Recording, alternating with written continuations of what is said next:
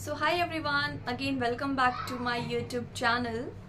तो जैसे कि हमने पहले भी बहुत सारी वीडियोस में हमने डिस्कस करा है अपने एक्सपीरियंस, तो इस बार का जो हमारा पॉइंट है, हमारा जो टॉपिक है वो बहुत ही बेस्ट होने वाला है।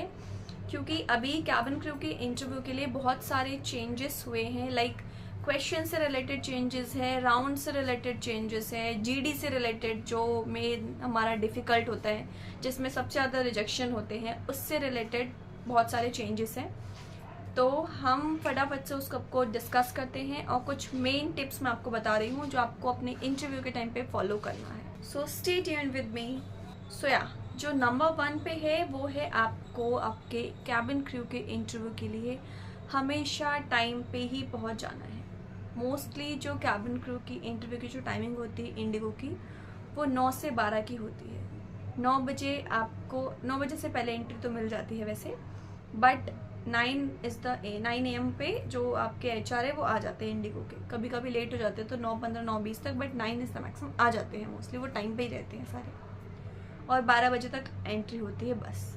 तो आपको लेट नहीं करना है। लेट करने के बाद क्या होता है, जो मेरी ऑब्जर्वेशन है एंड जैसा मैंने फेस किया है, कि at the last almost 50-60 interview लेने के बाद HR वॉज फ्रस्ट्रेटेड, क्योंकि वो काफ़ी सारे इंटरव्यू ले रही है और continue same answer same question, तो वो रिजेक्शन ही होता है। या तो फिर आपने बहुत अच्छा बोला तभी आप सिलेक्ट हुए, वरना अगर आपने थोड़ा सा भी इधर उधर हुआ तो आपको वो रिजेक्ट कर देगी। चाहे आपकी ग्रूमिंग बहुत अच्छी हो, आपकी कम्युनिकेशन बहुत अच्छी हो, बट आपने फिर भी उस वक्त थोड़ा बहुत आप फंबल हो गए या हेजिटेट हो गए, आपको वो रिजेक्ट कर देगी। तो टाइम से पहुंचने का फ़ायदा यही होगा कि आपका जो आपको नंबर है, यानी कि आपको सीरियल नंबर जो है वो आपको पहले मिलेगा, तो आपको ज़्यादा चांसेस हैं आपके सिलेक्शन होने के in the first round. Okay, so हमेशा इंटरव्यू में टाइम से ही पहुंचना है। सो जैसे कि मैंने आपको पहले बताया था, मेरा जो इंटरव्यू था वो 9 बजे का था। टाइमिंग जो 9 बजे की थी बेलमेंट होटल में, बट मैं टाइम से पहुंच गई थी। मैं 8:20 पर अपने इंटरव्यू के वेन्यू पे मैं पहुंच गई थी। तो अपने इंटरव्यू टाइम से 9 बजे से हमेशा आधा घंटा 40 मिनट पहले ही आप अपने वेन्यू पे पहुंच जाओ, जिससे कि आपको थोड़ा सा अपने आप को सेटल करना है। आपका मेकअप वगैरह अगर कुछ इधर उधर हो गया तो आपको ठीक करना रहेगा, ठीक है। तो अच्छे से सेटल डाउन हो करके अपने रिज्यूम को अपने हाथ में रख लो। कभी कभी होता है भीड़ बहुत ज़्यादा होती है, तो वो आपको फटाफट से like they are calling to the 10 peoples to come in a row, तो आपको रो में आना है। और आप कहीं दूर बैठे हो तो आप आ नहीं पाते हो, आपको टाइम लगता है। इससे पहले वो लड़कियां, बहुत सारी भीड़ होती है, वो एक साथ आकर के वो 10 लड़कियां एक रो बना लेती हैं, क्योंकि आजकल हो रहा है कि वो सीरियल नंबर नहीं दे रही हैं। वो ऐसी अभी फिर से देने लगे हैं वैसे, बट अभी from last 2-3 months serial number नहीं दे रहे थे, क्योंकि शॉर्टेज ऑफ पीपल, ज़्यादा लोग नहीं आते, 150-200 ही आ रहे थे सिर्फ इंटरव्यू के लिए। तो उन्होंने सीरियल नंबर नहीं दिया था, सिर्फ ऐसी कोई भी 10 लड़कियां ऐसे रैंडम वो लाइन में लग जा रही थी, उसके बाद 10 लड़कियां और लाइन में लग जा रही थी। तो इट्स बेटर कि आप जो है अपना थोड़ा सा आप अवेयर रहे कि अगर आपको सीरियल नंबर मिल रहा है तो आप सीरियल नंबर जो है वो टाइम से ले लें, सो दैट आपका जो इंटरव्यू हो वो फर्स्ट, सेकंड या थर्ड राउंड में वो हो ही जाए। यानी कि फर्स्ट गो में, यानी कि जो फर्स्ट आपका पेयर जाएगा इंटरव्यू के लिए, सेकंड पेयर या थर्ड पेयर, इन तीनों में से आपको किसी एक में होना ही है। बट 2 एडवाइस जो मैं आपको शेयर करना चाहूँगी वो है वेल ग्रूम्ड। आप जब भी अपने कैबिन क्रू के इंटरव्यू के लिए जाएं तो आपको ग्रूमिंग का बहुत अच्छे से ध्यान रखना है।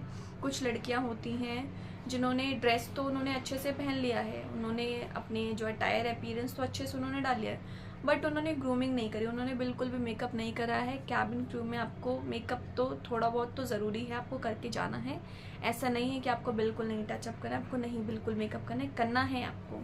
अगर आपके बाल थोड़े लंबे हैं, जैसे कि अभी आप देख रहे हो, वैसे तो मैंने लड़कियों को देखा है वो इतने लंबे बालों में भी वो पॉनीटेल करके आती है, बट इट्स बेटर कि आप बन बना लें, अपना जूड़ा बना करके, और बालों को जो अपने बेबी हेयर्स है उनको अच्छे से आप कवर कर लें। आप एलोवेरा जेल का यूज़ कर सकते हैं, तो आप उसको अच्छे से एडजस्ट करके ही जाएं, ठीक है। और अपना आप थोड़े लाइट कलर की आप शेड के आप लिपस्टिक यूज़ कर सकते हैं। अपनी नेल पॉलिश जो है, जैसे मैंने बताया था पहले भी, न्यूड शेड के आप अपने नेल पॉलिश, जैसे आप लाइट ग्रीन, सी ग्रीन कलर, आप स्काई ब्लू कलर की आप नेल पॉलिश यूज़ कर सकते हैं। रिंग्स अपनी उतार देना है, हाथ में कुछ कोई भी कलावा वगैरह जैसे हम बांध लेते हैं, कुछ बैंगल्स वगैरह नहीं डालना। आप वॉच डाल सकते हैं नॉर्मल, ओके। एंड इयरिंग्स के लिए आप जो पर्ल्स वाले इयरिंग्स होते हैं आप वो डाल सकते हैं। बाकी मैंने ये छोटे वाले इयरिंग्स पहने हैं, तो मुझे अभी तक इसके लिए कुछ नहीं बोला है। मैं 5-6 बार इंटरव्यू के लिए जा चुकी हूँ, तो इसके लिए तो अभी तक मुझे नहीं बोला है। और आपको गले में कुछ पहनने की ज़रूरत नहीं है, दैट्स इट। और बाकी लाइनर वगैरह अप्लाई कर लेना, क्योंकि ग्रूमिंग इम्पॉर्टेंट है कैबिन क्रू के लिए, तभी आप अट्रैक्टिव लगोगे, आपकी तभी नज़र जाएगी। आपकी कम्युनिकेशन भी, आपकी ग्रूमिंग भी, दोनों ही ज़रूरी है। नंबर 3 हमारा जो थर्ड पॉइंट है वो है be calm and patience. Patience is very important in the cabin crew industry, in the cabin crew role. और it's not about the cabin crew only, आपकी लाइफ में भी आपको पेशेंस होना बहुत ज़रूरी, चीज़ों का सब्र करना बहुत ज़रूरी है। तो आपको आपने देखा होगा, जैसे हम कैबिन क्रू के इंटरव्यू के लिए जाते हैं, तो जब हमारे फर्स्ट राउंड में जैसे मेरे साथ हुआ था, तो we are 10 of the girls, अब हम 10 लड़कियां बैठी हुई हैं, उन्होंने सेम क्वेश्चन दिया था। This is not the GD, but उन्होंने एक जीडी की तरह से ही था, उन्होंने सेम क्वेश्चन दिया था सबको कि what are the disadvantages of becoming a cabin crew, उन्होंने ये पूछा था। सबको सेम क्वेश्चन दिया था, बट सीरियल वाइज से उनके पास सीवी था, उन्होंने तो स्टार्ट करा okay you start and then you start and then you start. तो आपको एक दूसरे की बातें सुननी है अच्छे से, वो जब तक बोल रही है आप उसको बोलने दो, किसी को बीच में इंटरप्ट नहीं करना है। पेशेंस एंड ऑलवेज पेशेंस, उसके साथ स्माइल प्यारी सी, उसके साथ ही आपको उसकी बात जो है वो सुननी है, उनको टाइम देना है, जब तक बोल रही है आप उसको बोलने दो, किसी को कुछ बीच में इंटरप्ट करने की कोई ज़रूरत नहीं है। Number 4 the most important, smile. हंसना है हमको, ज़्यादा नहीं हंसना है, ऐसे बहुत ज़्यादा फेक नहीं लगना है, मतलब दांत नहीं दिखाने हैं, बट हाँ नॉर्मल एक ऐसे आपके फेस पे स्माइल रहनी चाहिए, ओके, जिससे कि आपका एक पॉजिटिव एटीट्यूड दिखता है कि हाँ यू आर कॉन्फिडेंट।